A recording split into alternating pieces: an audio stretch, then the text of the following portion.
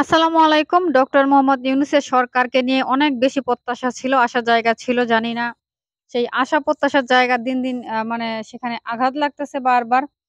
গতকালকের নিউজটা আমি আজকে জাস্ট আমার চোখে পড়ল। হঠাৎ করে গ্রামে একটা কাজে আসার জন্য নেটওয়ার্কের কিছুটা সমস্যায় রয়েছি। তো কারাগারে মাহমুদুর রহমান, ঢাবিতে আসিফ নজরুলের পদত্যাগ দাবিতে বিক্ষোভ।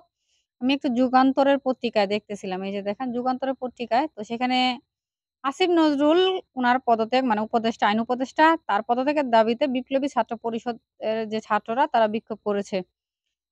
বিষয়টা হয়েছে যে দৈনিক আমার দেশ সম্পাদক মাহমুদুর রহমান ফ্যাসিস্ট হাসিনা রেজিমের মিথ্যা মামলা দণ্ডের জন্য কারাগারে পাঠানোর ঘটনায় আইন উপদেষ্টা আসিফ নজরুলের পদত্যাগ দাবি করেছে বিপ্লবী ছাত্র পরিষদ নামের একটি সংগঠন। চিন্তা করা যায় এই যে মাহমুদুর রহমান আমার দেশ পত্রিকার কে ছিলেন আপনারা সবাই জানেন বা তিনি একজন বিপ্লবী মানুষ। তাকে যতটুকু দেখেছি তার ভিডিও বা তার কথাবার্তা তার সম্পর্কে যতটুকু জেনেছি তিনি একজন বিপ্লবী মানুষ, ঠিক আছে?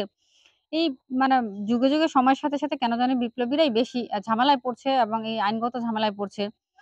এই নিউজে দেখতে পাচ্ছি যে রোববার বিকালে ঢাকা বিশ্ববিদ্যালয়ের রাজু ভাস্কর্যে অনুষ্ঠিত এক বিক্ষোভ থেকে সংগঠনটির আহ্বায়ক আব্দুল ওয়াহেদ এ দাবি জানান।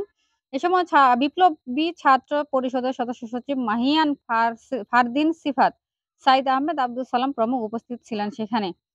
তারা ৫ দফা দাবি জানিয়েছিল। সেটা হলো যে দৈনিক আমার দেশ সম্পাদক মাহমুদুর রহমানকে কারাগারে পাঠানোর দায়ে আইন উপদেষ্টা আসিফ নজরুলকে পদত্যাগ করতে হবে।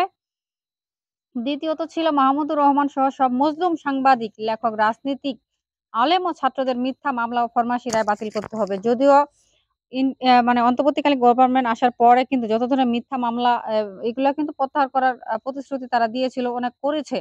কিন্তু এক্ষেত্রে ভিন্ন হলো কেন বুঝলাম না। মিথ্যা মামলার বাদী, সাক্ষী, তদন্ত কর্মকর্তা, বিচারকদের গ্রেফতার করতে হবে। এটা খুবই যুক্তিসঙ্গত একটা দাবি। দৈনিক আমার দেশ ও দিগন্ত টিভিকে জোর করে বন্ধ রাখার ক্ষতিপূরণ ও পুনরায় চালু করার খরচ রাষ্ট্রকে দিতে হবে। ফ্যাসিবাদী শাসনামলে নির্যাতিত সাংবাদিকদের ক্ষতিপূরণ প্রদান ও রাষ্ট্রীয় সংবাদ মাধ্যম পুনর্বাসন করতে হবে। বিষয়টা হলো যে মাহমুদুর রহমানকে উনাকে কি চিনে না? আইন উপদেষ্টা উনাকে চিনে না? নাকি রাষ্ট্রের যারা বর্তমানে উপদেষ্টার পদে রয়েছেন আপনারা কি তারা জানেন না? এখানে আসলে কিভাবে কি হচ্ছে বিষয়টা নিয়ে একটু কেমন জানি মনে হচ্ছে যে এটা কিভাবে সম্ভব? সে স্বেচ্ছায় কারাবরণ করল। মানে স্বেচ্ছায় আত্মসমর্পণ করল। যেহেতু তার নামে মামলা ছিল সে তো আত্মসমর্পণ করবেই। কিন্তু রাষ্ট্র তাদের জন্য কি করল সেটা আসলে মানে কি বলবো? বলার ভাষা নাই। রাষ্ট্র কি করছে আমি জানি না যে ডক্টর মোহাম্মদ ইউনূসের সরকারকে নিয়ে আমি নিজেও প্রচন্ড আশাবাদী ছিলাম যে এমন একজন মানুষ দেশের এই ক্লান্তি লগ্নে দেশের হাল ধরেছে। আশা করছি যে দেশের জন্য ভালোই হবে। কিন্তু তারা যে পরিমাণে হতাশ করছে, ইনফেক্ট এখনো মনে হচ্ছে না যে আমরা নতুন কোনো গভর্নমেন্টের শাসনামলে আছি বা নতুন কেউ রাষ্ট্র চালাচ্ছে সেটা আমার মোটেও মনে হচ্ছে না এবং যা সব চারিদিকে ঘটছে, আশুলিয়া, সাভার থেকে শুরু করে কি থমথমে অবস্থা আশুলিয়ার অবস্থা।